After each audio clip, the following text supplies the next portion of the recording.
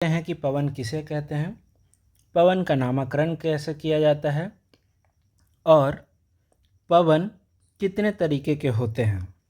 तो सबसे पहली बात कि पवन हमेशा हाई प्रेशर से लो प्रेशर की ओर बहती है।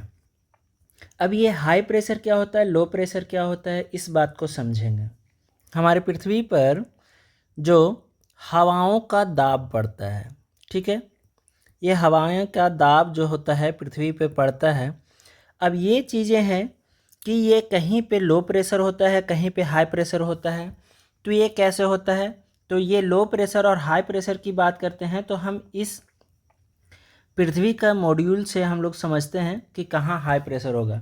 जब हम बात करते हैं कि सन का, तो सन क्या होगा, यहाँ से सीधी रेखा, तो ये यहाँ पे सबसे ज़्यादा सनलाइट आएगा इक्वेटर के पास।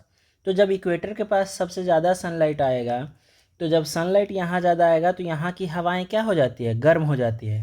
गर्म हवाएं हल्की होती है, क्या होती है, गर्म हवाएं हल्की होती है। तो यहाँ पे तापमान ज़्यादा होने के कारण यहाँ इस बेल्ट की जो हवाएं होती है क्या हो जाती है, गर्म हो जाती है। तो गर्म होने के कारण यहाँ क्या क्रिएट होता है, लो प्रेशर बेल्ट।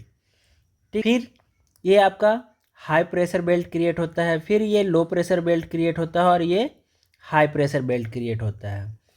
अब अभी हमने जाना कि हवाएं क्या होती है, हाई प्रेशर से लो प्रेशर की ओर बहती है। तो हाई प्रेशर से लो प्रेशर की ओर बहती है, ये बातें तो समझ में आ गई। ठीक है, एक बात और इम्पॉर्टेंट है कि हवाओं का जो नामकरण है, यानी पवनों का जो नामकरण है, वो क्या होता है, जिस दिशा से आती है उस पर निर्धारित होता है। अगर हम बात कर लें, अर्थ है और ये आपका ईस्ट, वेस्ट, नॉर्थ, साउथ है, तो अगर हवाएं ईस्ट से आ रही है तो उसको हम लोग कहेंगे ईस्टर्लीज, अगर वेस्ट से आ रहा है तो वेस्टर्लीज, यानी पश्चिम से अगर आ रही है तो पछुआ पवन, पूरब से आ रही है तो पूर्वा पवन, या जिस भी दिशा से आ रही है तो उस दिशा के नाम पर ही हम उस हवाएं का नाम बोलते हैं, जिधर से वो आ रही है। ये ध्यान देने वाली बात है कि जिधर से हवाएं आएगी उसी दिशा के नाम पर उस हवा का नाम होगा। जैसे अगर कोई हवा पश्चिम से आ रही है तो उसे क्या कहते हैं, पश्चिमी हवा या पछुआ पवन। ठीक है, पवन को मुख्यतः 3 प्रकार में विभाजित किया गया है। वो कौन कौन सी है, तो अस्थाई पवन और मौसमी पवन और स्थानीय पवनें। तो यहाँ पे समझेंगे कि अस्थाई पवन कौन सा है, तो व्यापारिक पश्चिमी एवं पूर्वी पवनें अस्थाई पवन कहलाती है। ये इंपॉर्टेंट बात है, दिमाग में रखना है कि व्यापारिक पश्चिमी और पूर्वी पवन क्या कहलाती है, अस्थाई पवन कहलाती है। और ये वर्ष भर लगातार निश्चित दिशा में चलती है, यानी एक ही दिशा में ये चलती रहती है, इसीलिए इसको अस्थाई पवन कहा जाता है। मौसमी पवन की बात करते हैं तो ये पवनें विभिन्न ऋतुओं में अपनी दिशा बदलती है। मौसमी पवन क्या होगी, अपनी दिशा बदलेगी मौसम के अनुसार।